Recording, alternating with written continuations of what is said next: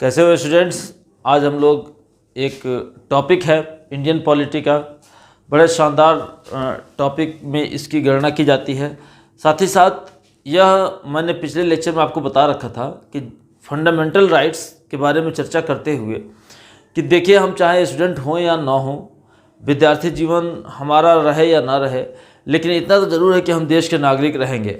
ऐसे स्थिति में हम अपने अगर मूल अधिकारों को नहीं जानते हैं तो फिर समझ लीजिए कि हमारा नागरिक होना व्यर्थ है, क्योंकि हम जब अपने अधिकारों को नहीं समझेंगे तो फिर कर्तव्यों को नहीं समझ पाएंगे। जब कर्तव्यों को नहीं समझ पाएंगे तो देश कहीं ना कहीं विकास की जो धारा बह रही है उस धारा से पिछड़ जाएगा। इसी तरीके से आज का जो टॉपिक है हमारा नीति निर्देशक तत्व, इंग्लिश में इसको बोलते हैं डायरेक्टिव प्रिंसिपल्स। बहुत ही शानदार गाइडलाइंस है। यह एक कंट्री, यह एक राज्य को दिया गया दिशा निर्देश है, जिसमें यह बताया जाता है कि एक राज्य किन किन स्तरों पर जा कर के अपने देश के नागरिकों के लिए कल्याणकारी योजनाओं को लागू कर सकता है, उनके हित में योजनाओं को संचालित कर सकता है और अंततः देश को विकास के अग्रिम ऊंचाइयों तक बढ़ाने और पनपाने में मददगार साबित होगा। तो क्या बात समझ में आई कि नीति निर्देशक तत्व दरअसल हैं क्या? तो नागरिकों के प्रति राज्य का दायित्व है। स्टूडेंट्स, आप खुद कमेंट करके बताइए कि जैसे एक माता पिता हैं तो उनकी कुछ 2 3 4 बच्चे बच्चियां होंगी, तो उन बच्चे बच्चियों को क्या उम्मीद होगी अपने माता पिता से? आप अपने कमेंट्स लिख करके बताएं। आप लोग यही टाइप करेंगे कि उनकी परवरिश करें, उनका पालन पोषण करें, उनकी शिक्षा दीक्षा की व्यवस्था करें। बिल्कुल आप सही दिशा में जा रहे हैं। यही आंसर होना चाहिए कि माता पिता का यह दायित्व बनता है कि बच्चों को अच्छी एजुकेशन दें, उनके न्यूट्रिशन का ध्यान रखें, उनको बेहतर से बेहतर एजुकेशन प्रोवाइड कराएं, उनके कैरियर में क्या चीज़ें बेहतर हो सकती हैं, क्या उनके लिए प्रमोटिव हो सकती हैं। Such types of things should be adopted and implemented by the parents. एकदम बिल्कुल यही काम कंट्री का भी है कि कंट्री जो है उससे उम्मीद लगाए बैठे हुए हैं उसके नागरिक कि वह देश यानी कि देश को संचालित करने वाली सरकार क्या प्रबंध करे, नागरिकों को रोज़गार दे, सड़कें अच्छी करे, हेल्थ सिस्टम को स्ट्रांग बनाए, रक्षा के क्षेत्र में नए नए वेपन्स, नए नए टेक्नोलॉजी लाए। साथ ही साथ इन सब सारी बातों के होने के बावजूद उनके कल्चरल ऑब्जेक्टिव्स को भी पूरा करे। रिलीजियस एंड कल्चरल ऑब्जेक्टिव्स क्या हो सकते हैं? यानी धर्म और संस्कृति को बढ़ावा देना। तो नीति निर्देशक तत्व बिल्कुल यही चीज़ है कि यह नागरिकों के प्रति राज्य के दायित्व को दिखाता है। तो राज्य का यही दायित्व है। अभी आपने देखा कि कई सारे ऐसे फाइनेंशियल वीकनेसेस आते हैं, डिस्टर्बेंसेस आ जाते हैं कि कंट्री चाह करके भी अपने नागरिकों के हित के लिए कदम नहीं उठा पाता है। जैसे अभी आपने श्रीलंका में देखा, बहुत पहले जिम्बाब्वे में घटना घटी थी।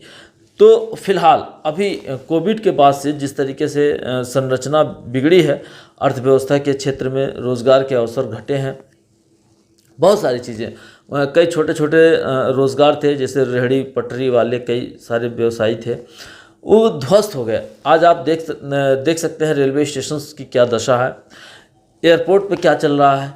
कई सारी बातें आई हमारे सामने, बिल्कुल नए सिरे से लगातार इसका विरोध भी हो रहा है और जब तब विरोध प्रदर्शन भी किया जाता रहा है। फिलहाल आपको समझने के लिए क्या ज़रूरी है एग्जाम पॉइंट ऑफ व्यू से, कि आपके आस किया जाता है कि नीति निर्देशक तत्वों का असल उद्देश्य क्या है। तो नीति निर्देशक तत्व क्या है? यह राज्य का नागरिकों के प्रति दायित्व है। अब यहाँ पे प्रश्न आता है कि दायित्व का क्या मतलब होता है, किस तरीके के दायित्व या कंट्रीब्यूशन या रिस्पॉन्सिबिलिटीज़ को, अकाउंटेबिलिटी को शो कर रहा है। तो उद्देश्य अंततः ये क्या है नीति निर्देशक तत्वों का, कि देश में आर्थिक और सामाजिक लोकतंत्र की स्थापना। बहुत ही शानदार पॉइंट, अच्छे से समझिए। आर्थिक और सामाजिक लोकतंत्र की स्थापना, इसमें 3 टर्मिनोलॉजी है, आर्थिक भी है, सामाजिक भी है और लोकतांत्रिक भी है। तो जैसा कि ब्रिटेन की संसदीय प्रणाली को हमने अडॉप्ट किया हुआ है और हमारे यहाँ संविधान की जो व्यवस्था है उसमें जनता ही सर्वोपरि है, जनता ही सबसे ऊपर है, जनता के हित में ही सारी योजनाएं चलाई जाती हैं, सारी परियोजनाओं को लागू किया जाता है, सारी दिशा निर्देशों को यथोचित ढंग से अपनाया और बढ़ाया जा सकता है, बढ़ाया जाता भी है। तो नागरिकों का किस किस तरीके से कल्याण हो सकता है, समझिएगा अच्छे से। नागरिकों का क्या कल्याण हो सकता है? तो नागरिकों का कल्याण दो तरीके से, एक तो आर्थिक स्थिति से और दूसरा सामाजिक स्थिति से। तो आर्थिक स्थिति में क्या हो सकता है स्टूडेंट्स, आप जस्ट थिंक करो। जैसे स्त्री और पुरुष, मेल एंड फीमेल, इसके लिए जो समान कार्य के अवसर हैं वह अगर बढ़ाया जाए, साथ ही साथ इन अवसर के साथ समान वेतन यानी कि इक्वल सैलरी, ये क्या हो गया? आर्थिक लोकतंत्र। यानी कि स्त्री और पुरुष जो जितना काम कर रहे हैं उनके काम करने के अनुसार दोनों में दिए गए वेतन में कोई विसंगति नहीं होनी चाहिए। अक्सर ये कहा जाता है कि नहीं, फीमेल इतना ज़्यादा फिजिकली स्ट्रांग नहीं है तो so she can't perform just as the male labours. ऐसा नहीं है, बिल्कुल नहीं है, क्योंकि दोनों का उतना ही है, मेहनत मशक्क़त दोनों का एक ही बराबर है। तो स्त्री और पुरुष सभी को समान कार्य के लिए समान वेतन, यह एक आर्थिक जो है कि न्याय की बात है। दूसरा क्या हो सकता है? भौतिक संसाधन, जितने भी हमारे यहाँ फिजिकल रिसोर्सेज हैं, भौतिक संसाधन क्या हो सकते हैं? भौतिक संसाधन यानी एक तो ज़मीन, दूसरा खनिज, तीसरा पेट्रोलियम पदार्थ, ये सब क्या है? भौतिक संसाधन। तो ये भौतिक संसाधनों का जो स्वामित्व और नियंत्रण है यह इस प्रकार हो कि देश में रहने वाले हर नागरिक का समान रूप से कल्याण सुनिश्चित हो सके। तो भौतिक संसाधनों का समान रूप से लाभ का जो बंटवारा है वो सारे नागरिकों के बीच में हो सके।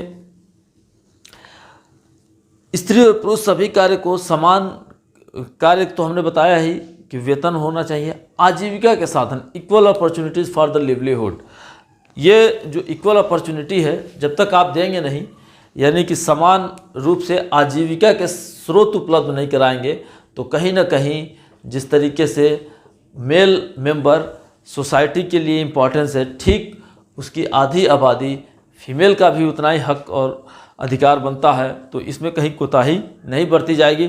और यह कौन दिशा निर्देश दे रहा है? नीति निर्देशक तत्व। अच्छा, राज्य ये प्रयास करेगा कि जो भी असमानता है तो असमानता किस आधार पे हो सकती है? तो हमारी जो इनइक्वालिटी है, इनइक्वालिटी बिटवीन द सिटीजन्स, कहाँ कहाँ हो सकती है? संसाधनों का वितरण, वेतन विसंगति, कुछ मामलों में वरीयता देना। तो ये सब जो असमानता है, उस असमानता को राज्य कोशिश करेगा कि जितना जल्द हो सके उसको दूर कर लिया जाए। यानी कि असमानता के अनुपात को घटाने के लिए राज्य सदैव प्रयास करता रहेगा। यहीं पे आइए, सामाजिक लोकतंत्र क्या होता है? सामाजिक जो न्याय है ये बड़ा शानदार विषय है। आप देखिए कि जैसे एक परिवार में माता पिता के कई सारे बच्चे हैं, 2 3 4 जो भी हो सकता है। क्या आप स्टूडेंट खुद बताइए, खुद आप अपने परिवार में जाइए, जो भी आपके भाई बहन हैं, क्या सबका माइंडसेट एक है? क्या सबके सोचने की जो दिशा है क्या वो एक है? क्या सभी समान कैरियर के लिए प्रयास कर रहे हैं? आपका आंसर जाहिर सी बात है कि नहीं में होगा। बिल्कुल नहीं। बिल्कुल वैसे ही देश में रहने वाले नागरिक, ज़रूरी नहीं कि सब के सब इंटेलिजेंट हों, ज़रूरी नहीं है कि सब के सब कमज़ोर हों। हाँ, कुछ उसमें इंटेलिजेंट हो सकते हैं, कुछ कमज़ोर हो सकते हैं। बिल्कुल वही बात है। परिवार में जिस तरीके से सदस्यों का भलाई के प्रयास एक पिता और माता करते हैं, ठीक वही काम सामाजिक स्तर पर नागरिकों की भलाई करने के लिए राज्य सदैव अग्रसर होकर के सामने आता है और उसके लिए वो नीतियाँ संचालित करता है और उन नीतियों का निर्धारण करता है। तो समाज में कई सारे क्लासेस हैं, जैसे एससी है, एसटी है, ओबीसी है, जनरल है। तो ये सारे क्लास का कैसे अंततः भला हो, इसके लिए जो सामाजिक लोकतंत्र है उसकी बात की जाती है। तो जो दुर्बल सेक्शन है उनको बढ़ाने के लिए राज्य कई तरीके के प्रयास करता है। जैसे आरक्षण एक बहुत बड़ा विषय है कि आखिर इसका उद्देश्य है क्या। ये जो रिजर्वेशन पॉलिसी लाएगी तो इस रिजर्वेशन पॉलिसी के केंद्र में कहीं ना कहीं ये बात थी सामाजिक कल्याण। सामाजिक कल्याण कैसे हो, SC ST OBC माइनॉरिटी जिस भी सेक्शन से बिलोंग करता है या करती है उस व्यक्ति को प्रोत्साहित प्रमोट करने के लिए राज्य कुछ गाइडलाइंस दे सकता है, कुछ छूट दे सकता है, रिसेशन कर सकता है, रिडेम्पशन कर सकता है। इसी तरीके से विभिन्न वर्गों के बीच प्रतिष्ठा, अवसर व सुविधाओं की असमानता को दूर करने के लिए भी राज्य प्रयास करता है। मूल अधिकारों में आर्टिकल 18 नंबर जो आर्टिकल है 18 नंबर, वहाँ पे कहा गया है कि उपाधियों का अंत रहेगा। यानी कि कोई व्यक्ति ऐसा टाइटल नहीं लेगा जिसके टाइटल लेने से समाज में कहीं असमानता का भाव झलके। तो इसी क्रम में ये नीति निषेध तत्व भी हैं जिनका महत्व है। अच्छा, समस्त नागरिकों के लिए एक समान सिविल संहिता, यानी कि अभी हमने बताया बहुत पहले ही आपके लेक्चर के दौरान कि देश में हमारे यहाँ जो शासन का रूप रहा है वो कई रहा। जैसे हमने राजतंत्र को देखा, हमने सैन्यतंत्र को देखा, हमने तानाशाही भी देखी, और सबका अल्टीमेटली टेस्ट करने के बाद समझ में आया कि नहीं, जो लोकतंत्र का टेस्ट है वो कहीं नहीं है। यानी कि जनता जिस व्यवस्था में सर्वोपरि है वह एरिया, वह देश, वह राज्य, वह स्टेट कहीं ना कहीं अपने को ज़्यादा ऊपर पाया है। तो यहाँ पर भी यही बात लागू होती है कि समस्त नागरिकों के लिए एक समान सिविल संहिता। इसके पहले वर्ण व्यवस्था कहीं ना कहीं असमानता पर पूरी तरीके से आधारित, ब्राह्मण, क्षत्रिय, वैश्य, शूद्र, ये सबसे ज़्यादा इनमें मिसबिहेव हुआ तो वो SC ST क्लास रहा, जिसको संविधान के द्वारा लगातार दूर करने की कोशिश की जाती रही है। तो एक समान सिविल संहिता की बात करना यानी कि सबके लिए एक ही कानून हो, एक सिविल कोड हो, यानी कि हर नागरिक का जो ट्रीटमेंट होगा वो एक ही लाठी से किया जाएगा, वो एक ही लग्गे से किया जाएगा। बिल्कुल हम बोल सकते हैं, लेकिन आप कहीं ऐसा लिखेंगे नहीं कि लाठी और लग्गे का इस्तेमाल। आप क्या बोलेंगे कि समान रूप से कानून को बनाना ताकि सब पर इक्वली लागू किया जा सके। अच्छा, आपने देखा होगा कि कुछ विधवाएं हो जाती हैं, 14 वर्ष से कम आयु के बच्चे हैं, बच्चियां हैं, कोई बड़ी दुर्घटना, जैसे अभी आपने देखा कोविड में कई ऐसे परिवार रहे जहां पूरा का परिवार ख़त्म हो गया, माता पिता सब खत्म हो गए। अब ऐसे अनाथ बच्चों के लिए सरकार कहाँ से लाएगी, उनका कैसे वेलफेयर करेगी, उनकी एजुकेशन, उनका एम्प्लॉयमेंट, ये सारी चीज़ें, उनकी परवरिश कौन देख रेख करेगा। तो सरकार इसके लिए आगे आती है और ऐसे बच्चों के लिए, ऐसे लोगों के लिए, ऐसे ज़रूरतमंदों के लिए, ऐसे निराश्रितों के लिए हित में उनको रूल्स लाती है, फाइनेंशियल सपोर्ट भी रिलीज़ करती है, साथ ही साथ जितना भी बन पाता है गवर्नमेंट से उसको करती है। हालांकि गवर्नमेंट इस तरह के कामों को अकेले नहीं करती है, उसमें समाज के जो समाज सेवी हैं लाइक NGO बहुत सारे काम कर रही हैं, नेशनल लेवल पर भी, इंटरनेशनल लेवल पर भी। तो वो लोग भी आगे आते हैं, इंडस्ट्रियलिस्ट आगे आते हैं और वो अपने योगदान दे करके ऐसे लोगों को, ऐसे ज़रूरतमंदों को कहीं ना कहीं सहारा देने का काम करते हैं। तो ये रहा नीति निषेध तत्व। अब जो बहुत ही स्ट्रेट फॉरवर्ड क्वेश्चंस पूछे जाते हैं, बनते हैं कि नीति निषेध तत्वों की चर्चा संविधान के किस भाग में की गई है, तो भाग 4।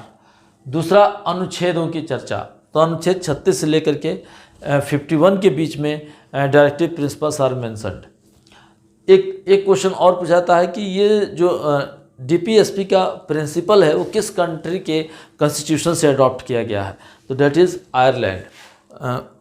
ये एक स्टेट है ब्रिटेन का, 4 स्टेट को मिला करके UK बनाया गया है। UK यूनाइटेड किंगडम, जिसमें एक आयरलैंड है, स्कॉटलैंड है, इंग्लैंड है और ब्रिटेन है। जैसे हमारे यहाँ 28 स्टेट्स हैं, वैसे ब्रिटेन में भी 4 स्टेट हैं, जिसमें एक बड़ा स्टेट माना जाता है आयरलैंड। वहीं से ये DPSP का कॉन्सेप्ट लिया गया है और इसे हमने अपने देश में लागू किया है।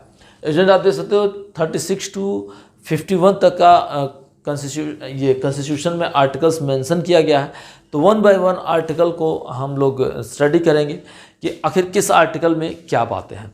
फ़िलहाल आप अपने कमेंट्स करके हमें बताएं कि कैसा रहा ये वीडियो, कैसे लगी आपको, और इस वीडियो से आपने कितना सीखा और कितना आपको समझ में आया है। Okay, thanks.